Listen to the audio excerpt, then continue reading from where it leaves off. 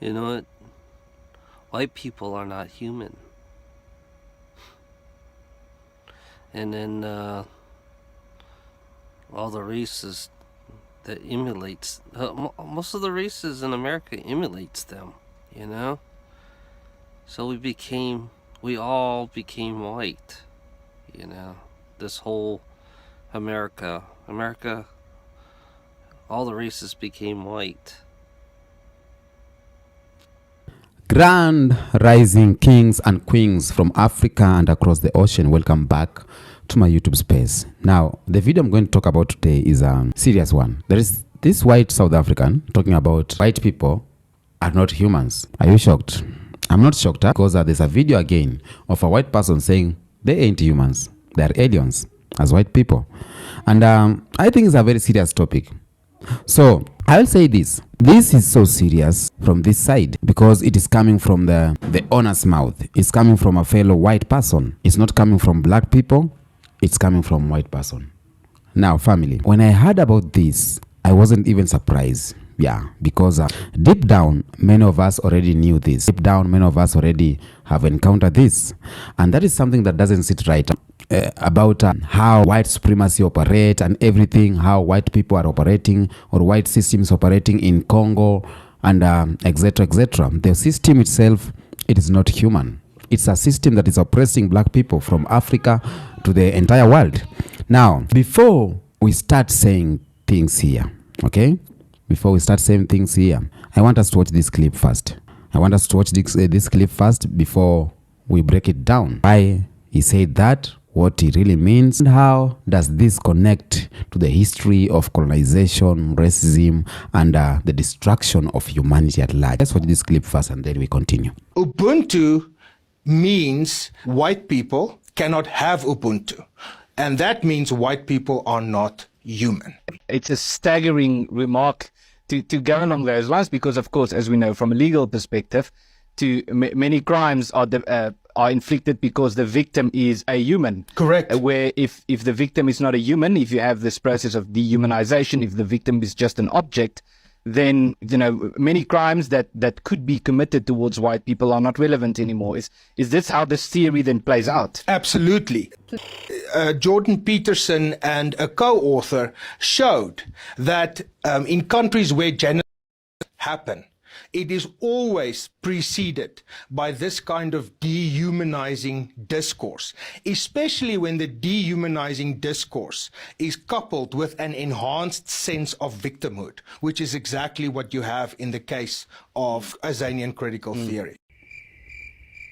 Ubuntu means white people cannot have Ubuntu, and that means white people are not human. That is correct. White people cannot have Ubuntu. And that's not our fault. That's your fault. White people lost their humanity a long time ago.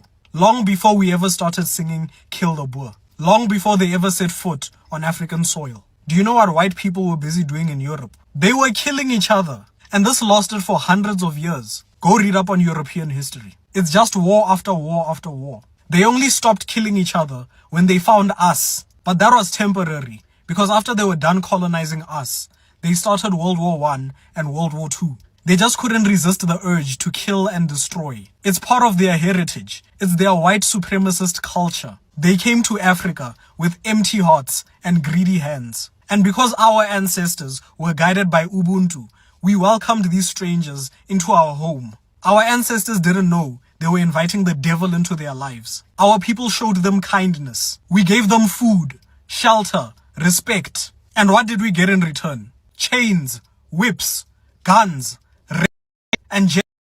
Then they wonder why we see them as non-human. No human being would do what they did to another human being. Only a demon could do what white people did to us. Only the devil himself would look into the eyes of a black child and see a slave. You dehumanized us first. You dehumanized us for hundreds of years. White people are experts at dehumanizing anybody that doesn't look like them.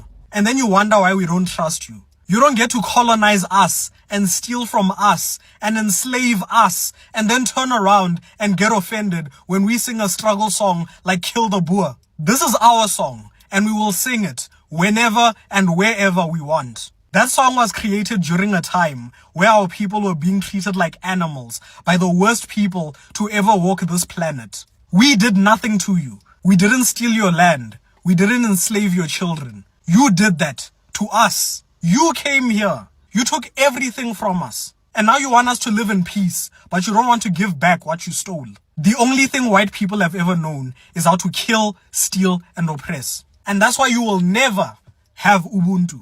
I assume the Azanian critical theory is they're trying to bring it through to critical race theory. That part, I assume, that piece I didn't get properly. But what I wanted to say is it takes two white men sitting on a stage, one who is a lecturer indoctrinating young Afrikaans minds at academia with that absolute rubbish. But it takes two white men to take a concept that doesn't belong to them and make it all about them. So yes, where he made a little bit of sense is white people can't have it.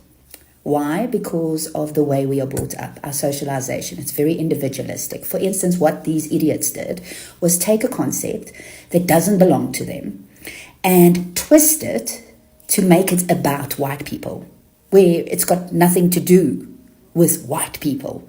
It's got to do with I am because we are. It's interconnectedness. It is a value system that is practiced by African people. And it is a good thing.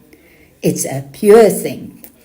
And it's now being distorted just to actually highlight white victimhood. And then they've got the audacity to talk about other people's victimhood when they have made this concept all about white victimhood. It is such distortion. Please educate yourselves on this. Don't let your kids be exposed to this rubbish because they'll look like total fools. But also they'll go into a world where they feel very isolated. And I'm talking about our kids. Okay? It is a good concept. And if we could, we must watch it and we must learn from it. I took a long time to think about this video which I'm showing you, a very short one, about the white race. Many of you dark-skinned people, in America mainly, have had a suspicion for a very long time. White people are not really human. And this suspicion has been around for a long, long time. And like any suspicion which is around for a long, long time, there is a little bit of truth to it. I want to admit today to you that white people originating from Northern Europe are called not aliens, they are called Aryans. Sorry about that, my brain don't function so well today. These white people are not really human from this earth like black people are, Indian people are, Asian people are. Yes, they are all humans. We white people are actually a minority, and we are, let's face the truth, also called the tall whites. Not all of us are tall, not all of us are completely white, but in general, that's what it is. And as some of you may know, the tall whites are not really earthly human, but we're coming out of space, out of another galaxy. We are not human as the rest of the human race. We came here from another star. Pause. I am because we are. That is my understanding of Ubuntu, right? Another way of putting it is when they say it takes a village, which means you need to operate from a communal mindset in order for you to understand what Ubuntu means. For Africans, Ubuntu is very innate. It's very easy to see how Africans operate and function which is not from an individual standpoint. However, what you are confirming is that Europeans operate from an individual standpoint, an individual ideology. Africans, not so much.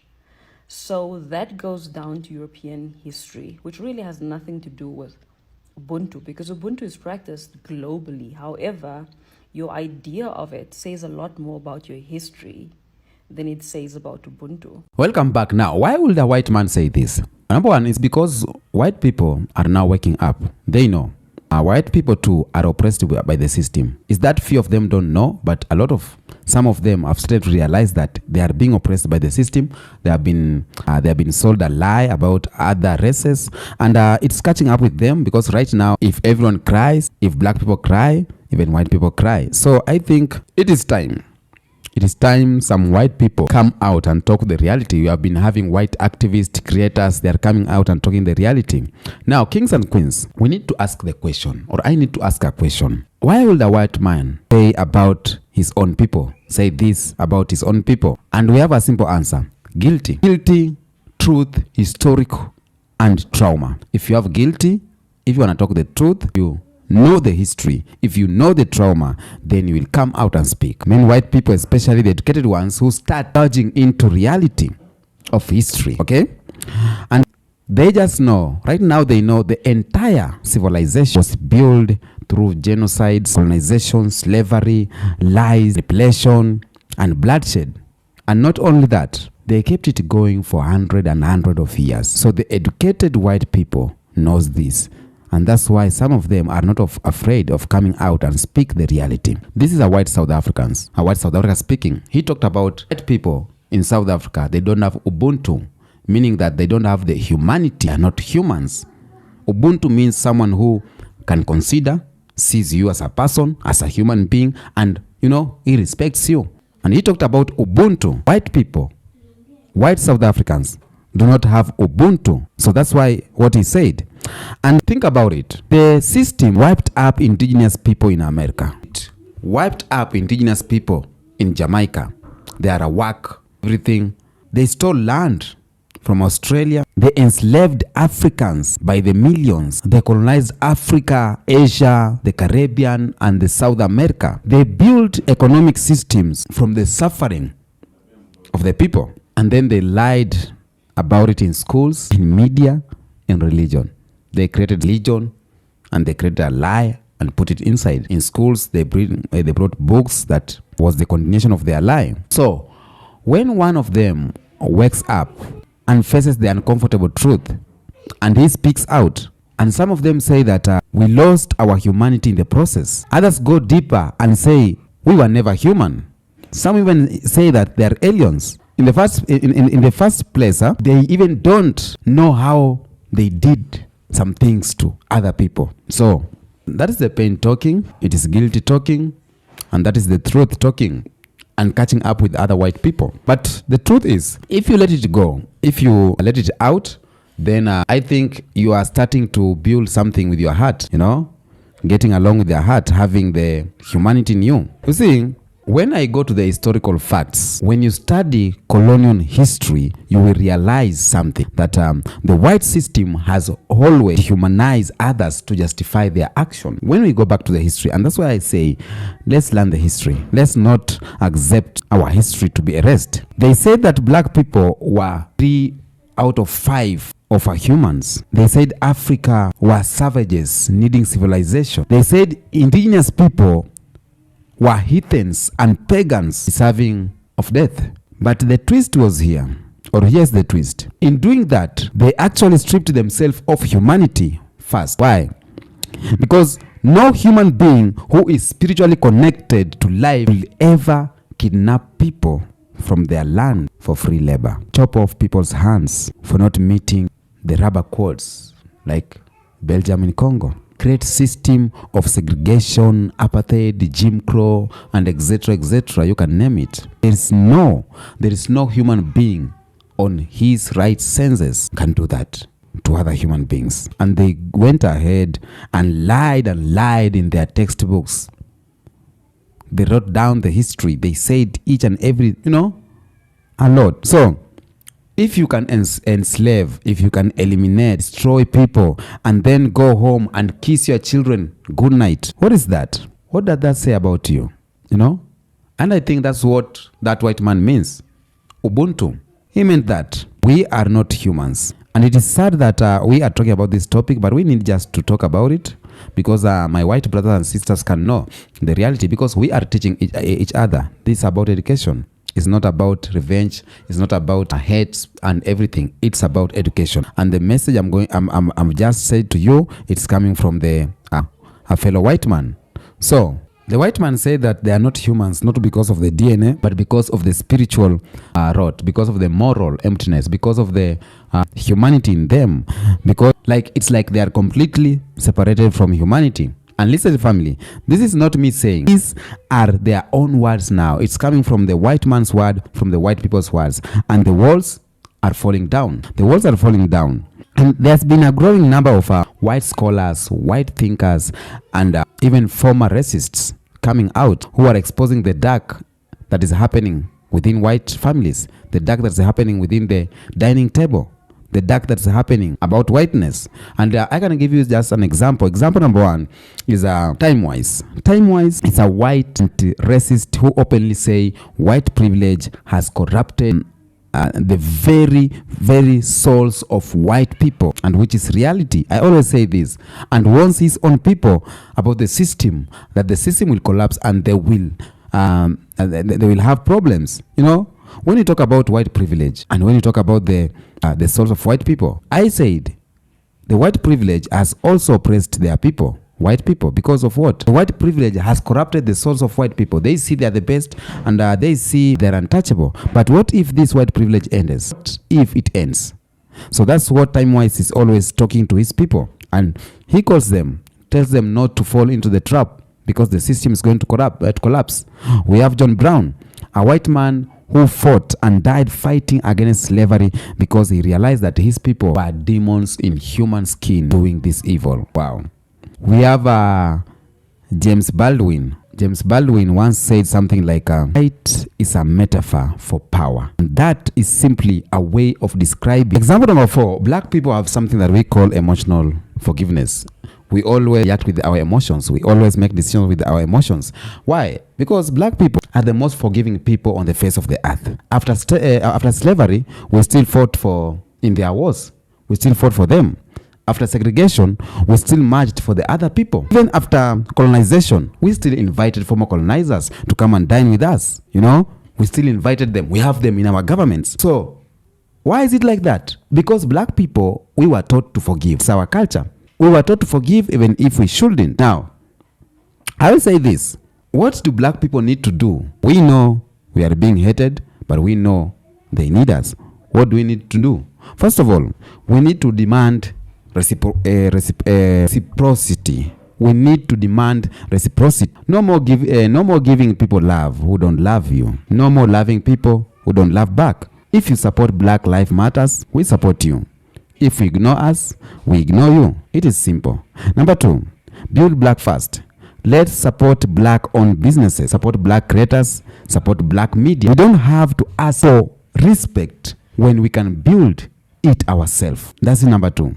Build black first. Number 3, Pan-African unity. I've been singing about this each and every day. We need to unite. We need to see each other as one family. Black Americans, Caribbeans, Africans, Afro-Europeans, Afro-Latinos, we are one family. They told you if you have one dot of black blood, then you are black. And we need to buy that. We are black, we are one. But you know what? They don't want that. They don't want that because they know our unity. When we unite, their power falls overnight. Number 4, we need to use our money wisely as black people. Stop giving our dollars to people who disrespect us. Stop doing that. Stop buying their brands while our own business struggles. Black, buy black. Sell black, teach black. Number 5, emotional discipline. No more reacting with our emotion. Don't let pity or guilty make you fight for people who don't support you or who disrespect you. Respect who respects you, and if someone shows you who they are, believe them. We have done enough saving people who don't care about us each and every day. So The reality is that they hate us because we are powerful, but they need us because we are unstoppable. But guess what? We don't need their approval. We don't need their love. We need ourselves. That's what we need as black people. It is reality. Even white people know they need themselves and everything. It is reality. So we need to focus as black people, and we need to love ourselves too much. We need to unite. We know what's going on. Okay? Tell me what you think on the comments about this video. I know you have something to say. Just let it out on the comment section. Until next episode, peace out.